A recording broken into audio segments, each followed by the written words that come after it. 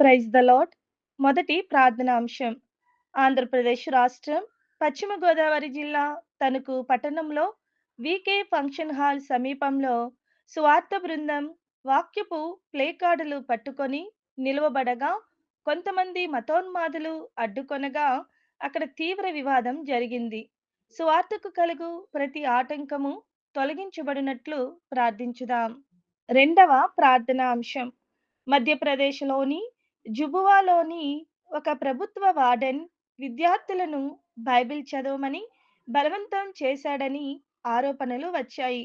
Hostel లోపల ప్రార్థనలు జరుగుతుందని కస్తూర్బా గాంధీ బాలికల హాస్టల్ విద్యార్థులు కలెక్టర్ కార్యాలయానికి వెళ్లి హాస్టల్ వార్డెన్ బబితా దాబీపై ఫిర్యాదు చేశారు. దేవుడు వార్డెన్ పక్షంగా తన కార్యమును జరిగించినట్లు ప్రార్థించుదాం. మూడవ ప్రార్థనా అంశం.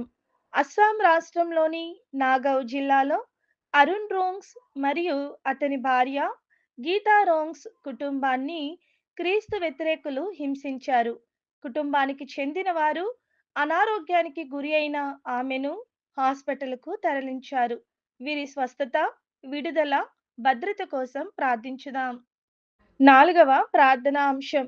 దేశంలో క్రైస్తవులు మరియు ఇతర మైనారిటీల భద్రత కోసం జాతీయ మైనారిటీ కమిషన్ను బలోపేతం చేయాలని, మైనారిటీ కమిషన్ కేవలం కేంద్రానికి సలహాలు ఇచ్చేవి కాకుండా స్వతంత్ర రాజ్యాంగ హక్కు కల్పించాలని 2012 నుండి 2025 వరకు 5,000 కంటే ఎక్కువ దాడులు క్రైస్తవులపై జరిగాయని రాజ్యసభలో డిఎంకే ఎంపీ విల్సన్ తన గళాన్ని వినిపించారు.